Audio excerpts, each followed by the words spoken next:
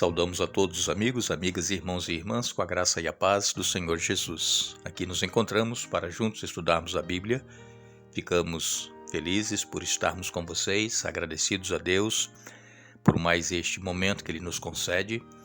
E queremos agradecer a todos vocês que estudam conosco a Bíblia a cada dia, que compartilham esses estudos com outras pessoas e também queremos agradecer a vocês que são inscritos no canal Hora Tranquila no YouTube. Se você ainda não é inscrito, entre no YouTube e digite Hora Tranquila.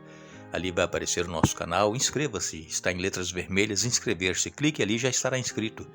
E depois, cada dia, dá um clique no joinha, você manda um bom dia, você fale alguma coisa, porque assim o YouTube reconhece que você está interagindo, porque quando as pessoas somente se inscrevem e não interagem, não dão nenhum clique, não participam de nada, o YouTube elimina essas pessoas. Então é importante que de vez em quando você dê lá um sinal de vida no canal Hora Tranquila, e qualquer canal que você for inscrito, você precisa dar ali a sua participaçãozinha de vez em quando para você permanecer inscrito. Nós queremos agradecer a vocês que nos escrevem, dizendo de onde estão acompanhando os estudos. Mandamos um alô especial para o Afrânio Arruda, é de Manaus, Amazonas. Antônia Silva é de Bom Lugar, no Maranhão.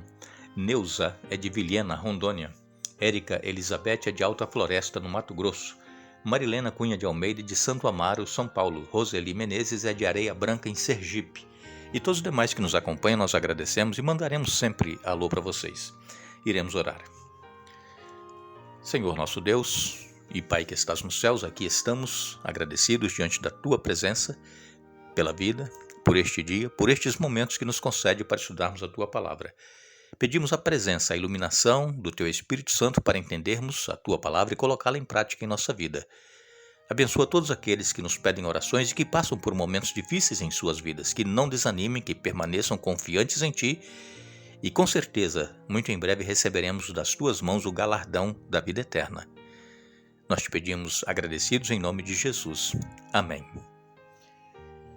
O estudo que nós estamos fazendo essa semana fala a respeito da semente, né? Aqui usa a ilustração do trigo, né? Quando Jesus falou com as pessoas que estavam ouvindo, se a semente do trigo é lançada na terra, se aquela semente não morrer, ela não pode produzir frutos. Então, Jesus comparou a nossa vida com uma semente.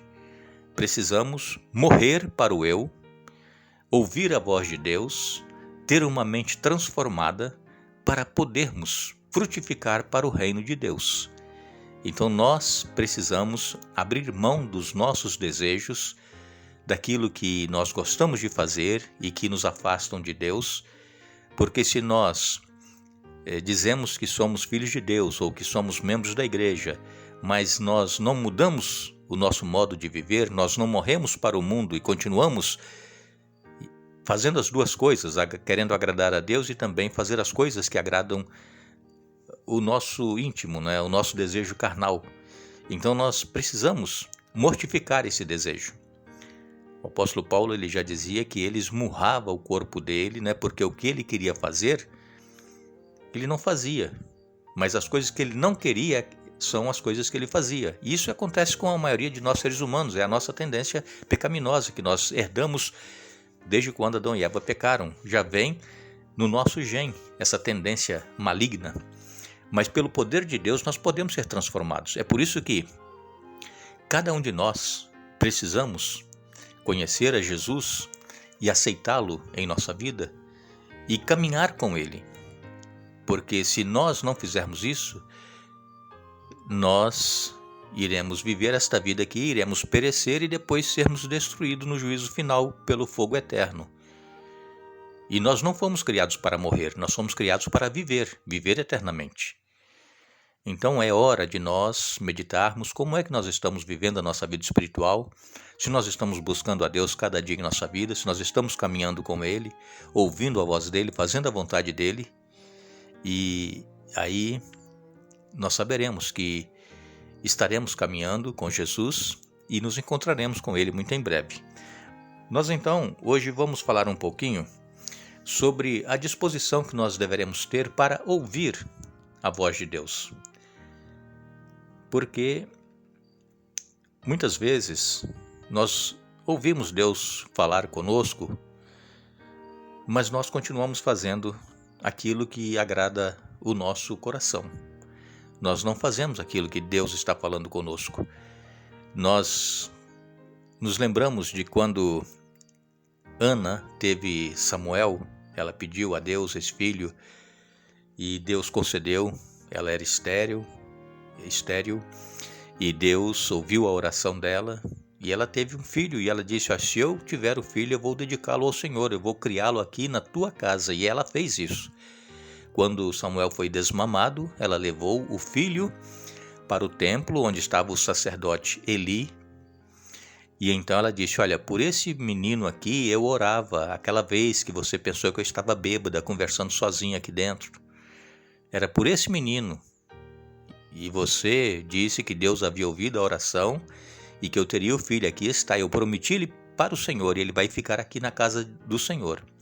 Samuel cresceu ali, junto com Eli, e Samuel ajudava nos serviços do templo, do tabernáculo.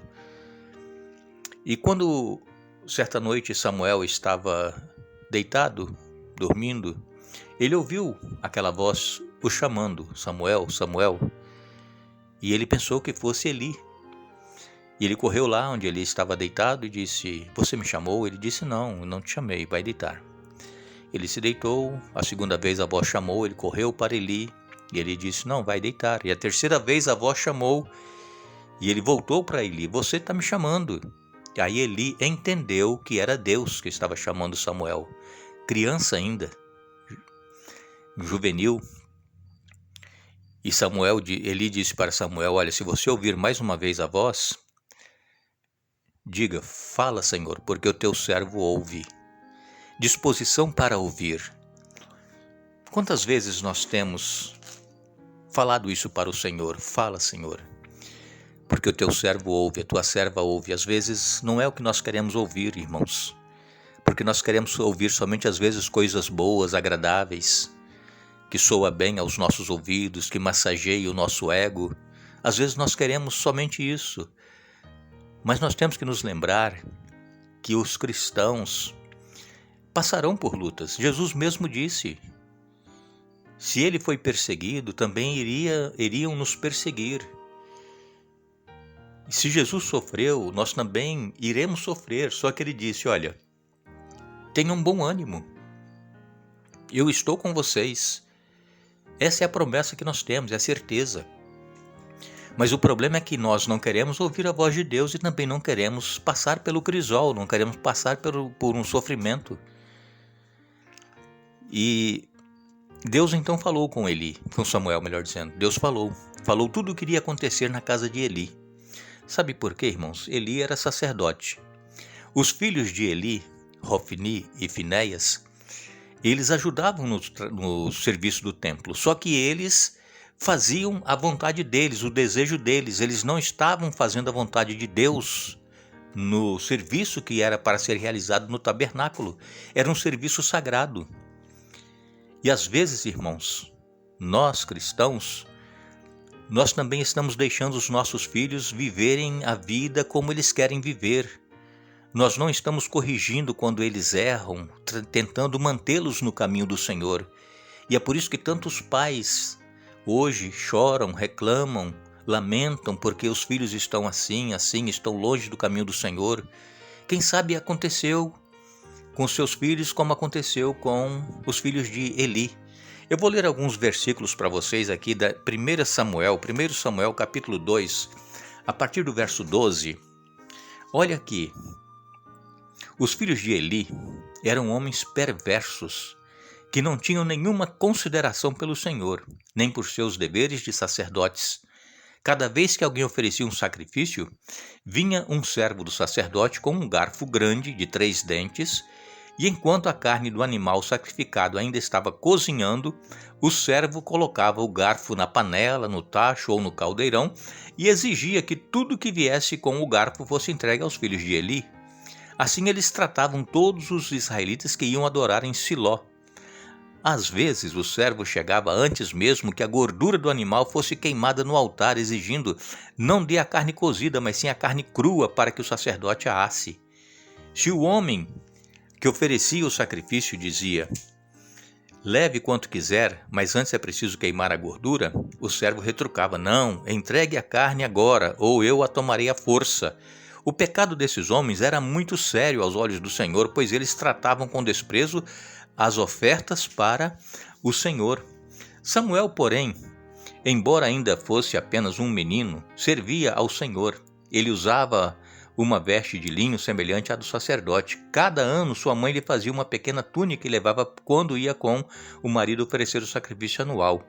Antes de Eucana e sua esposa voltarem para casa, Eli os abençoava e dizia: que o Senhor lhes dê outros filhos em lugar deste que foi dedicado ao Senhor. E o Senhor abençoou Ana, e ela engravidou e deu à luz 3 filhos e 2 filhas. Enquanto isso, Samuel crescia na presença do Senhor. Eli já estava muito idoso, mas sabia que seus filhos faziam ao povo de Israel e que eles seduziam as moças que serviam junto à entrada da tenda do encontro. Por isso lhes disse: ouvi de todo o povo o mal que vocês praticam, porque continuam a agir assim? Parem com isso, meus filhos. Não são bons os comentários que escuto entre o povo do Senhor. Se alguém peca contra outra pessoa, Deus poderá intervir em favor do culpado. Mas se alguém peca contra o Senhor, quem poderá interceder? Contudo, os filhos de Eli não deram atenção ao pai, pois o Senhor já havia decidido matá-los. Enquanto isso, o menino Samuel crescia e era cada vez mais estimado pelo Senhor e pelo povo. Vocês continuem lendo aqui, 1 Samuel capítulo 2 e também o capítulo 3, até o verso 18. Deus disse que iria tirar a vida de Hofni e Finéias. Por quê? Porque eles faziam o que eles queriam com o que era sagrado. Quando as pessoas levavam o animal para ser sacrificado como oferta ao Senhor pelos pecados, eles enfiavam o garfo lá no tacho, na panela, e tiravam a carne e levavam para comer. Aquilo era para ser queimado na presença do Senhor. E então, Deus disse para Samuel: olha, eu vou ter que tirar a vida deles. E Samuel sabia de tudo, Eli sabia de tudo que seus filhos faziam, e deixava eles agirem assim. Meus filhos, eu estou ouvindo, isso não é bom, mas não resolve. Tem que tomar uma atitude. Então, se seu filho ainda é criança, está juvenil ou para adolescência e está indo por caminhos errados, tenha reação firme, postura de pai e mãe, para que eles permaneçam no caminho do Senhor. Se nós deixarmos eles irem fazendo a vontade deles, eles vão certamente por caminhos errados e o fim será a morte, como foi o fim dos filhos de Eli, Hofni e Finéias. E quando Hofni e Finéias morreram, Eli estava sentado numa cadeira, caiu para trás, quando recebeu a notícia, caiu para trás e morreu também. Os 3 morreram no mesmo dia, o pai e os filhos. Infelizmente, irmãos, Eli era sacerdote, mas morreu longe da presença do Senhor. Deus sabe o futuro, né? Deus sabe se ele vai estar na eternidade, mas, segundo nós lemos, ele morreu sem a presença de Deus em sua vida. E isso pode acontecer conosco, irmãos. Nós precisamos estar dispostos a ouvir a voz de Deus. Falar como Samuel: fala, Senhor, porque o teu servo ouve. E quando nós ouvirmos, temos que tomar a posição. Temos que agir. Nós não podemos deixar a coisa correndo do jeito que está. Nós queremos agradecer a todos que estudaram hoje mais uma vez conosco a Bíblia. Retornaremos amanhã para darmos sequência a este estudo, mas queremos lembrar a todos o que nós lemos em 1 Pedro capítulo 4, verso 12. Amados, não se surpreendam com as provações de fogo ardente pelas quais estão passando, como se algo estranho lhes estivesse acontecendo. Que Deus nos abençoe.